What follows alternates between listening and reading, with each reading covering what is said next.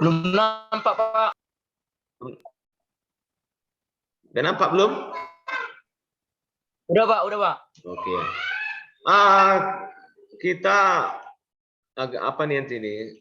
Ya. Nah, ini dia. Kita belajar kemarin yaitu tentang hidrosfer masih ya. Kepanjangan. Ya, yaitu adalah sungai ya. Nah, jadi perairan darat itu contohnya di sungai. Dan bisa dilihat di gambar ini nggak sungainya ya? Di kampung kalian ada kayak gini sungai kan? Lalu semuanya menjawab loh. Ya? Iya, Pak. Nah, tolong diperhatikan, dibuka kameranya. Siapa? Si Rian, si Jan, si Grace. Aduh, ini. Dibuka kamera nak, biar saya perhatikan nak. Ini saya buka-buka nih loh semuanya. Ya. Jadi kamera apa aja, mic-nya aja dimatikan. Ya, mic-nya aja dimatikan, kameranya dibuka, gitu ya. Biar bisa saya perhatikan kalau Anda tuh memperhatikan saya mengajar ini. Ya, perhatikan ya. Sungai adalah, berarti ada gambar itu sungai ya, sungai yang bisa di gunung ini. Sungai adalah aliran air yang mengalir memanjang dari hulu sampai ke hilir. Ya, jadi kalau dikatakan dia dengan dari hulu, ini dia ada bahasanya. Dalam ini ada yang dikatakan dia dari hulu, ya baru selanjutnya ada yang dikatakan dari ke hilir. Kalau dari hulu biasanya itu sumber sungai, ya anakku. Hulu ini biasanya itu dikatakan dia dengan sumber air sungai, ya. Jadi sumber air sungai itu umumnya dari mana dia datang? Kalau untuk sumber air itu biasanya datang itu dari wilayah umumnya yang disebut dia dengan pegunungan, ya. Ya, pegunungan. Jadi itu dikatakan dia dengan hulu. Jadi sungai itu berawal dari hulu, namun nanti dia berakhir semuanya di hilir. Apa itu hilir? Kalau dikatakan dia dengan hilir, sama itu dengan disebut dia dengan muara. Apa itu muara? Ya, mungkin lagi pertanyaan kita kan seperti itu. Apa dikatakan dia dengan muara? Kalau dikatakan dia dengan muara, sama artinya yaitu tempat pertemuan, ya. Tempat pertemuan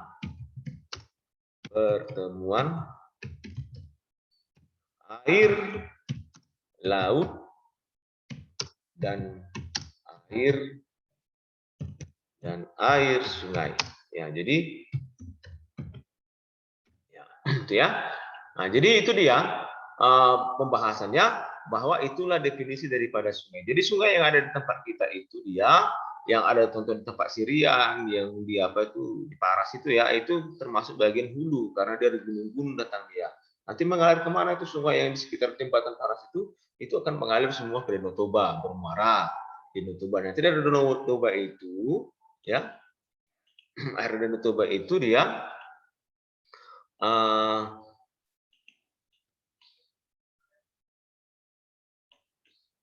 air Danau Toba itu nanti dia itu adalah air yang nanti dia juga keluar, ya, yaitu menuju kemana? Sungai Asahan. Dari Sungai Asahan itu nanti dia bermuara ke laut sampai nanti ke Tanjung Balai. Nah, itu dia disebut dia dengan perairan darat untuk bagian sungai. Bisa ya diikuti? Bisa ya, Ganda? Bisa, Pak. Ya, bisa. Oke. Iya, kita lihat selanjutnya ada yang disebut dia daerah aliran sungai. Mungkin ini agak apa Den ya? Oke, kita lihat, perhatikan. Ya, kalau dikatakan dia dengan daerah aliran sungai ya Widiawati, silakan masuk nak ya. Nah, ini dia ada dikatakan dia dengan das. Apa itu das? Ya, daerah aliran sungai. Itu kalau dikatakan dia dengan daerah aliran sungai ataupun dikatakan dia dengan das, itu sama artinya dengan artinya ya, yaitu adalah, sebentar saya kasih tulisannya agak beda, kawasan tempat, ya, kawasan tempat sumber mata air ya, mata air sungai, dan kawasan daerah yang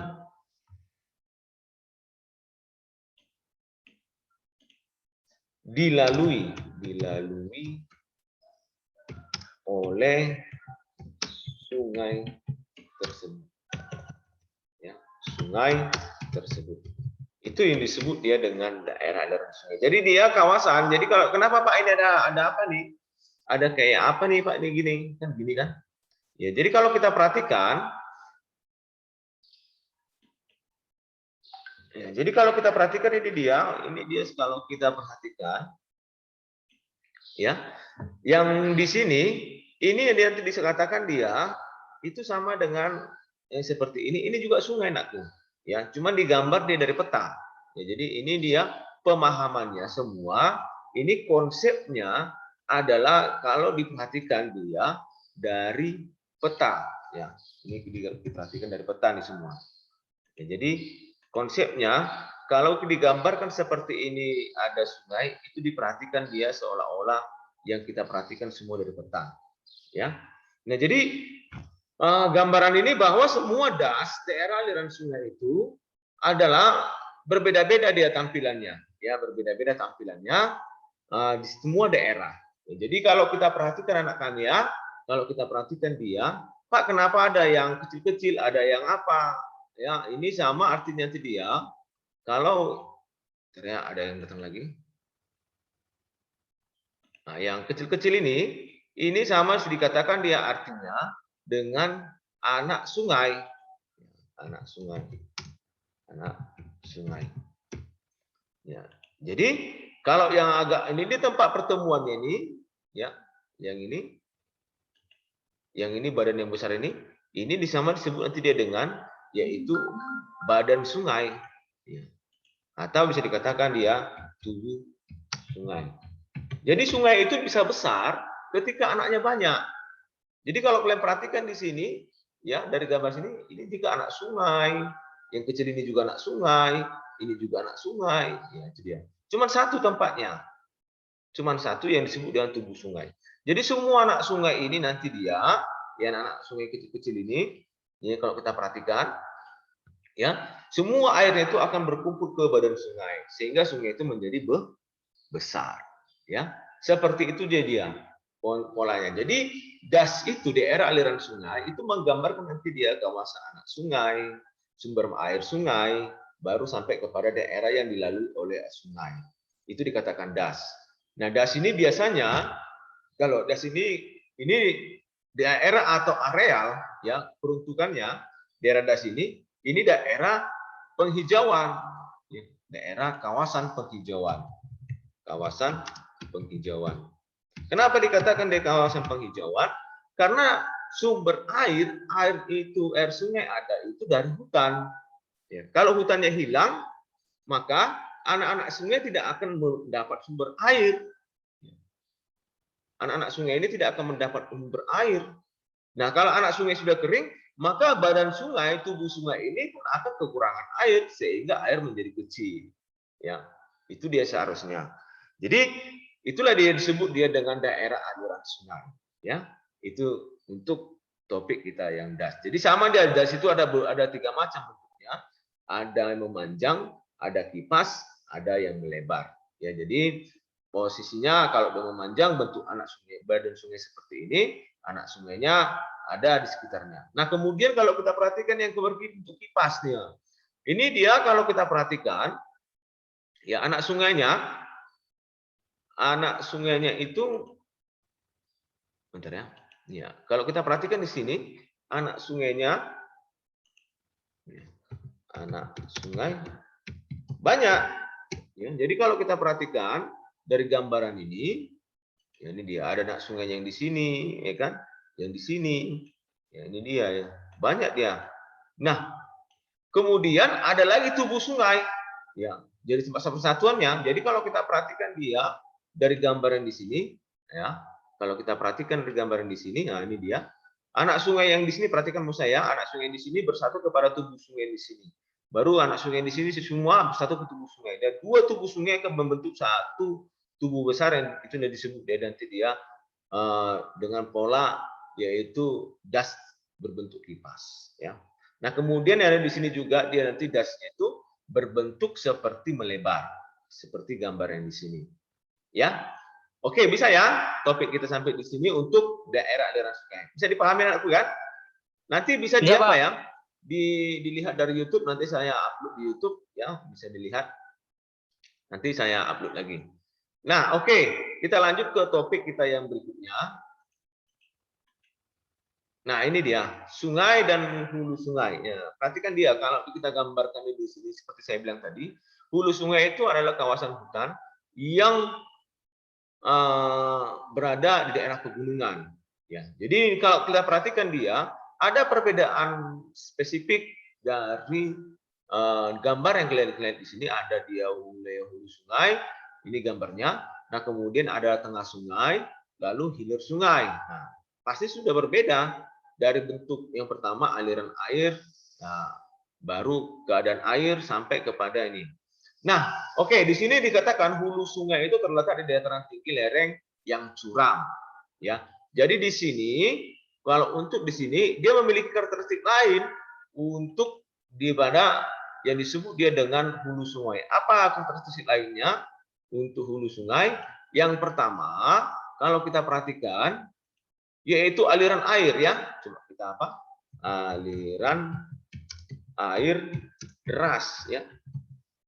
Aliran airnya deras karena dia berada di wilayah pegunungan, ya nakku ya, karena dia berada di wilayah pegunungan. Nah, kemudian setelah itu aliran air deras, di sana banyak air terjun banyak di daerah contohnya daerah kita ini banyak air terjun, airnya deras, ya.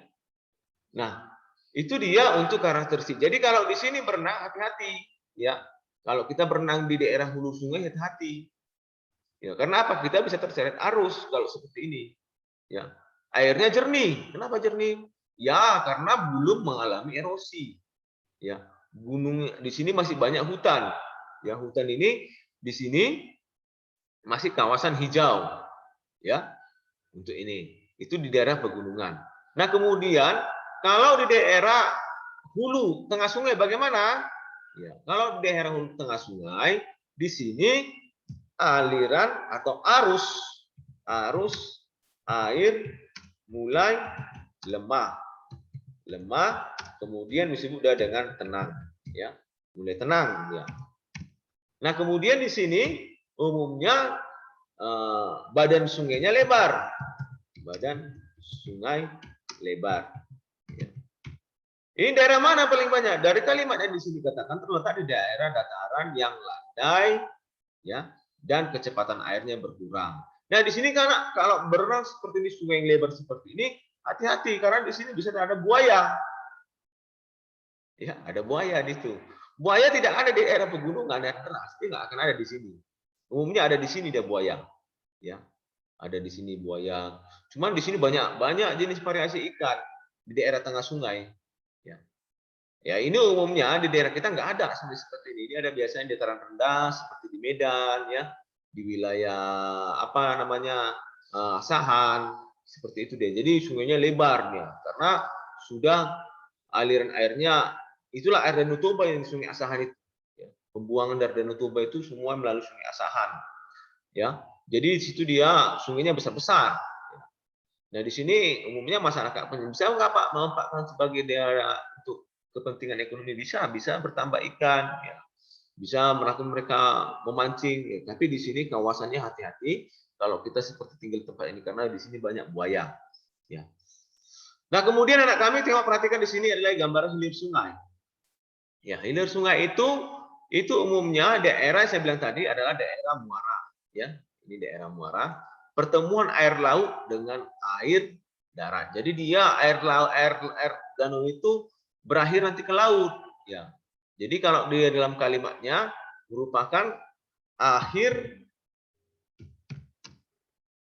ya, akhir dari aliran sungai menuju laut. Jadi air laut sungai itu semuanya larisnya adalah ke laut. Ya, nah, kemudian di sini air sangat tenang, air di sini. Ya, ini umumnya merupakan daerah pantai. Ya, banyak. Jadi di sini kalau kata kalimatnya banyak dijumpai di kelokan-kelokan sungai ini dengan ujung sungai adalah danau ataupun laut, boleh danau pun laut, ya. Jadi ini dia pembagian sungai berdasarkan daripada bentuk tubuhnya, ya, dari daerah hulu, tengah sungai dan hilir sungai. Bisa ya anak kami? Bisa ya? Bisa, Pak. Ya, iya, biar kita lanjut karena waktu kita belajar cuma seminggu lagi, tanggal 2 kita sudah ujian. Ya, tanggal 2 sudah ujian. Ya, kita lanjut lagi ke topik kita yang berikutnya. Nah, ini dia klasifikasi pembagian sungai. Ya, kalau kita perhatikan di sini, nah, klasifikasi sungai ini berdasarkan keadaan tingkat kemiringan lereng, ya, kemiringan lereng. Nah, kalau kita perhatikan di situ ada apa itu? Nah, seperti tadi saya bilang gambarkan tadi ada anak sungai, ada tubuh sungai. Ya, jadi ini pembagian sungai berdasarkan lerengnya, lereng gunung. Sungai itu air itu konsepnya anak kami adalah mengalir dari tempat tinggi menuju tempat rendah. Tidak pernah air itu mengalir dari tempat rendah menuju tempat tinggi. Ya, nggak mungkin air itu naik. Secara garis besarnya dia pasti akan turun. Nah, di sini pembagian sungai itu ada sungai konsekuen, sungai obsekuen, sungai konsekuen dan sungai subsekuen. Nah, apa itu? Nah, kalau kita perhatikan di sini, perhatikan kami ya, ada dikatakan dia dengan sungainya konsekuen. Konsekuen biasanya utamanya adalah sungai konsekuen yang ini. Nah, ini dia sungai konsekuen. Dia mengalir dari lereng. Jadi berdasarkan konsep lerengnya dikatakan di sini kalau dia sungai konsekuen yang ini ya, sungai konsekuen. Apa itu Pak sungai konsekuen? Dalam bahasa ilmiah, kalau dikatakan dia dengan sungai konsekuen adalah sungai ya, sungai yang mengalir sejajar dengan lereng. Iya.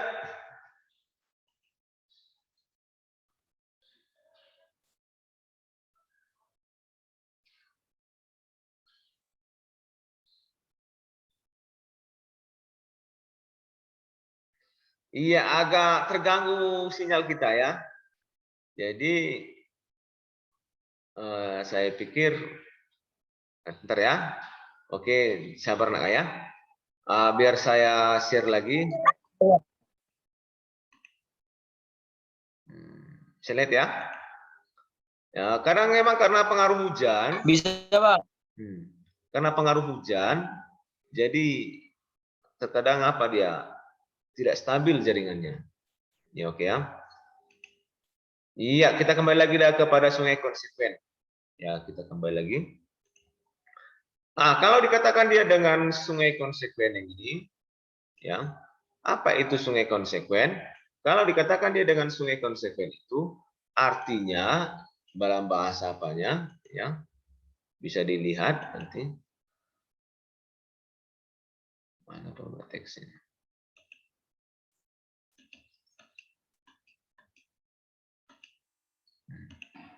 Artinya adalah sungai yang alirannya sejajar dengan lereng bukit. Ini dia. Nah, ini dia ya. Jadi kalau kita perhatikan anak kami, tengoklah perhatikan dia nih. Kalau kita perhatikan dia dari sini, nah ini dia sungainya mengalir sejajar dengan lereng. Miring dia alirannya dari puncak menuju lereng. Ya, itu dikatakan dia sungai konsekuen. Dia mengalir sejajar dengan lerengnya. Ya. Nah, oke. Selanjutnya yang kedua apa? Yang kedua yaitu adalah dikatakan dia dengan sungai subsekuen. Ya, ini dia. Ini. Apa itu sungai subsekuen? Kalau kita perhatikan secara fisik penulisannya, penggambarannya, ya, kita perhatikan ini dia sungainya, ya, tegak lurus bermuara ke sungai konsekuen. Anak sungai dari sungai konsekuen. Jadi kalimatnya untuk sungai subsekuen itu artinya adalah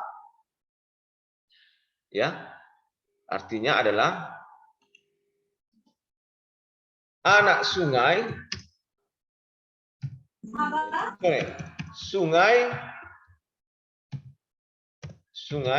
yang tegak lurus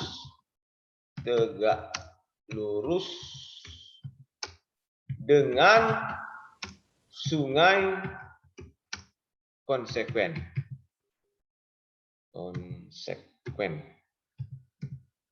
Ya. Dia anak sungai yang tegak lurus, yang aliran sungai, yang alirannya saya tambahkan di sini dia.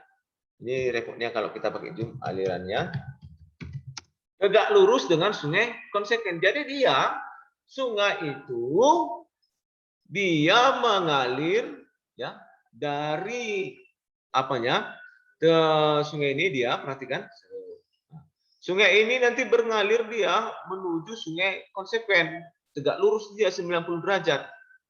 Ini dia. Tegak lurus. Jadi sungai konsekuen ini adalah sungai utama dari sungai yang ada di perbukitan. Nanti anak sungainya ini yang tegak lurus dengan sungai konsekuen nanti disebut dia dengan sungai subsekuen. Ya. Bisa ya? Nah, oke itu dia.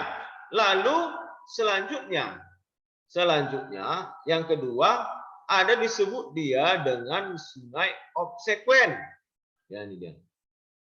Apa sungai obsekuen? Kalau dikatakan dia dengan sungai obsekuen, itu artinya adalah sungai yang arah alirannya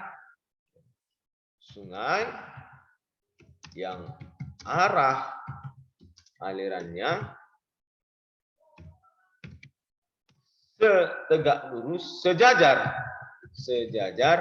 dengan sungai konsekuen, namun tegak lurus terhadap sungai subsekuen. Ya. Ini dia. Jadi dia kalau kita perhatikan dari gambaran ini termasuk dari sini ini termasuk adalah sungai subsekuen sama seperti ini, ya. Nah, jadi dia kalau sungai subsekuen ini dia sungainya itu adalah bisa dikatakan anak sungai dari anak sungai subsekuen. Dia tegak lurus, sejajar dia arah alirannya dengan konsekuen, namun dia adalah anak sungai dari sungai subsekuen. Tegak lurus dia dengan sungai subsekuen. Nah, itu dikatakan dia dengan sungai obsekuen. Ya. Nah, kemudian yang terakhir yaitu adalah sungai resekuen. Ini dia. Apa itu sungai resekuen? Nah, kalau dikatakan dia dengan sungai resekuen, sama artinya itu dengan, ya saya tulis dulu ya, sungai yang arah alirannya sejajar dengan konsekuen, namun tidak bermuara ke sungai konsekuen. Jadi dia artinya anak kami, sungai resekuen ini dia kalau kita ambil logikanya, baik sungai subsekuen, obsekuen itu dia bermuara semua ke konsekuen. Namun kalau resekuen tidak, dia hanya sejajar arah alirannya, pembuangannya, namun dia bukan bermuara ke sungai konsekuen. Ya.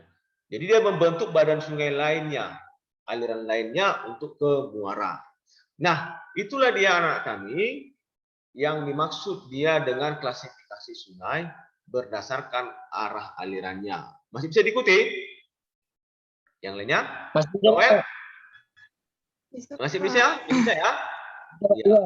Oke. Sembari saya ingatkan lagi ya, untuk kalian yang sudah masuk ke ruang guru, silakan dikerjakan tugasnya karena masih banyak yang mengerjakan tugasnya ya. Ya, saya mengingatkan saja. Karena nanti tanggal 2 kita ujian, nanti nilai semua akan saya rekap. Ya. Saya rekap dari situ semuanya. Karena bisa disantai kerjakan di rumah kan? Iya, oke, kita lanjut lagi topiknya ke slide berikutnya.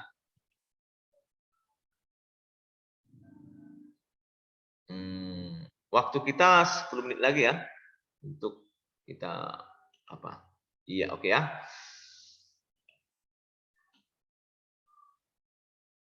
Nah, ini dia ada pola aliran sungai. Ya, jadi kalau kita perhatikan dia pola aliran sungai itu ada dia bentuk dendritik, trellis, radial, paralel, rektangular dan anular. Ya, jadi kalau kita perhatikan di sini anak kami itu pola aliran sama seperti das tadi dia. Das yang saya terangkan tadi bahwa dalam das itu dia nanti dia ada ya saya bilang tadi gambar anak sungai, gambar batu sungai ya. Di sini juga dari ambil dari kesimpulan itu dapat dilihat dia dengan pola dendritik, pola aliran berdasarkan das tadi. Nah, kalau dia pola dendritik seperti di gambaran di sini, ini sama dia pola aliran sungai di daerah umumnya ini daerah dataran rendah. Daerah dataran rendah. Ya. Ya, umumnya seperti ini dia, seperti bentuk pola akar. Dia polanya kalau kita lihat seperti akar pohon. Ya, kalau kita perhatikan. Ya. Polanya akar pohon. Jadi ini umumnya ada di dataran rendah. Nah, kemudian pola trellis. Ya, kalau digambarkan di sini ada pola trellis. Ini umumnya di mana ini, Pak? Kalau ini dia umumnya ada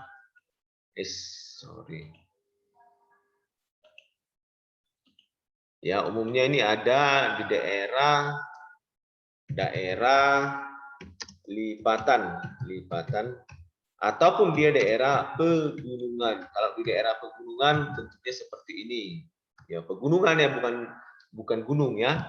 Nah, kemudian kalau dia di daerah pola radial, ini pola aliran sungainya umumnya ada di daerah gunung ya, gunung. Daerah gunung ya. Bukan pegunungan, daerah gunung dia. Jadi ini seperti melingkar dia. Anak-anak sungainya berada semua di tubuh sungai ya. Nah, kemudian ala pola paralel ya. Pola paralel ini dia umumnya ada daerah mana nih, Pak? Ya, ini daerah yang sempit ya. Daerah sempit. Sempit. Nah, jadi dia berbentuk seperti ini dia. Nah, kemudian pola rektangular. Ini saya percepat aja karena waktu kita hanya 37 menit lagi, di sini saya diingatkan ya. Ya, nah kemudian pola rektangular. Rektangular itu kalau kita perhatikan ini daerah ini secara geologisnya nanti kita pelajari daerah pengangkatan daratan ya, daratan. Jadi daratan itu bisa diangkat ya. Nah, kemudian pola anular ini daerah ya. Daerah daerah Kars di sini. Mana sini dia? Nah, daerah Kars. Daerah Kars, daerah apa itu Pak daerah Kars? Ya mungkin kalian tanya daerah Batu Kapur. Ya, daerah Batu Kapur. Nah, ya itu dia anak kami untuk pola aliran sungai. Ya, ya kita lanjut lagi berikutnya ke slide berikutnya. Bisa diikuti ya?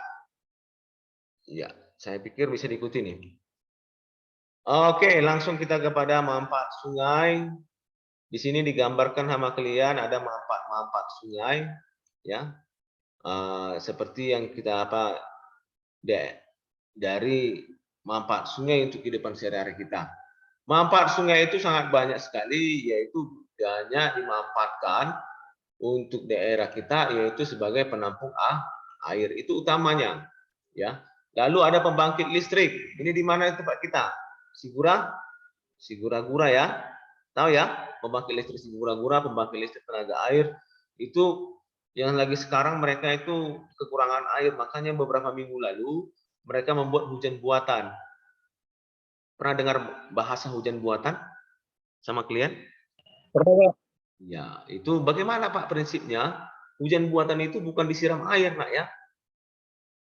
Biar supaya paham nanti kalau misalnya ada ditanya orang kayak mana konsep pembuatan hujan buatan, itu hujan buatan itu adalah artinya adalah pembuatan membuat awan menjadi titik air. Ya, kemarin kita sudah belajar awan itu adalah sumber air. Jadi awan itunya yang dijadikan berubah cepat jadi hujan secara non alamiah. Ya, karena dibantu nanti. Caranya bagaimana? Itu es dicampur dengan garam, nanti es itu dipecah dia menjadi butiran seperti salju, lalu dicampur dengan air garam, nah lalu diterbangkan dengan pesawat. Ya, Nak, ya, diterbangkan dengan pesawat. Nah, jadi pesawat itu nanti akan melihat mana awan-awan yang berpotensi hujan. Kemarin sudah saya terangkan apa ada awan yang berpotensi hujan, awan apa aja? Awan cumulus nimbus ya. Kalau sudah ada awan yang tebal di langit, maka akan disiram awan itu dengan butiran es bercampur garam. Teknologi dulu itu dia, tapi sekarang kurasa juga masih seperti itu, cuman lebih canggih lagi sekarang. Jadi penyebaran butiran es itu dia di sekitar Danau Toba. Nah, supaya apa? Supaya air Danau Toba itu meningkat, sehingga air sungai Asahan itu nanti volumenya pembuangannya itu meningkat, lalu bisa nanti air itu memutar turbin. Ada turbin itulah yang diutamakan untuk menghasilkan listrik. Nah, itulah teknologi sekarang, ya, teknologi-teknologi yang membuat yang dikatakan dia hujan buatan, ya. Biayanya mahal, Nak ya. Jadi nggak sembarangan bisa buat hujan buatan. Karena ada orang bilang kalau kayak mana membuat hujan buatan, dipikir disiram air dari langit. Jangan ya. Jadi kalau awan itu disiram pakai es, nanti awan itu akan mendingin. Setelah mendingin, awan itu akan berubah menjadi titik air dan maka akan terjadilah hujan. Itu dia, Nak ya. Tapi konsepnya kalau tanya orang apa itu hujan buatan, yaitu pemecahan awan dengan dibantu oleh butiran es yang disebarkan melalui pesawat, ya. Jadi itu disebarkan dia, dilihat awannya, baru kalau udah mendingin awan pasti akan terjadi hujan. Cuman kuantitas hujannya berapa lama tergantung kepada kondisi awan. Kalau awan semakin tebal, maka volume air dalam itu banyak, ya. Tapi awan tipis disebar pakai es belum tentu. Ya, tidak semua awan itu tidak semua kondisi awan bisa menyebabkan hujan. Jadi mereka pun membuat hujan buatan itu mereka bekerjasama dulu dengan badan meteorologi mana yang mau ditembakkan dengan butiran es. Itu dia. Jadi supaya efektif, efisien. Ya, jadi seperti itu anakku ya. Oke, lalu selanjutnya dia menjadi tempat olahraga seperti kita ada lomba apa namanya? Lomba dayung, mandi sungai ya. Banyak sekali. Jadi itu udah kemudian pusat ekosistem ya. Ekosistem itu nanti kita pelajari kalau di apa kalian adalah yaitu tentang lingkungan hidup ya, sungai itu tempat lingkungan hidup. Nah, kemudian selanjutnya pengendalian banjir. Ya, pengendalian banjir, ya sungai juga sebagai daerah pengendali banjir. Artinya kalau di tembok sungai itu seperti di Jakarta, sekarang sungai itu sudah lebih tinggi daripada pemukiman. Supaya apa? Supaya bisa menampung debit air. Jadi terus itu sungai itu dibenteng. Itu dikatakan dia namanya tanggul. Jadi kalau misalnya nggak dibenteng, mungkin air akan melebar, bisa banjir. Nah, itu udah berapa di beberapa kota besar sudah dibuat seperti tanggul-tanggul. Tujuannya kalau air sungai yang hujan datang, airnya kan debitnya tinggi, maka akan menyebabkan yang disebut dia dengan banjir. Nah, kemudian sebagai sumber kehidupan, ya, sebagai sumber kehidupan, sungai itu dimanfaatkan untuk kebutuhan hidup. Oke, anak kami, bisa dipahami ya? Bisa kan? Bisa, Pak. Iya. Ini waktu kita tinggal 1 menit, makanya tadi aturannya cepat kan tadi masuk gitu ya. Tapi nggak apa, kita lanjut aja lah. Waktu kita 1 menit. Oke ya, nanti ada danau sekarang ya. Topik kita adalah danau. Jadi di danau. Danau itu adalah cekungan permukaan bumi terjadi akibat proses tektonisme, vulkanisme, dan proses lama-kelamaan diisi oleh air. Jadi ini cekungan bumi nih, seperti gambar ini kalau kita perhatikan ya, gambar di sini, ini adalah danau yang berada di daerah pegunungan, terisi oleh air. Ya, waktu kita sedikit lagi nak ya. Jadi kalau putus nanti nggak apa. Lanjut ya, nanti saya buat tugasnya di apa? Di ruang guru. Nah, kemudian materinya bisa saya share nanti melalui YouTube.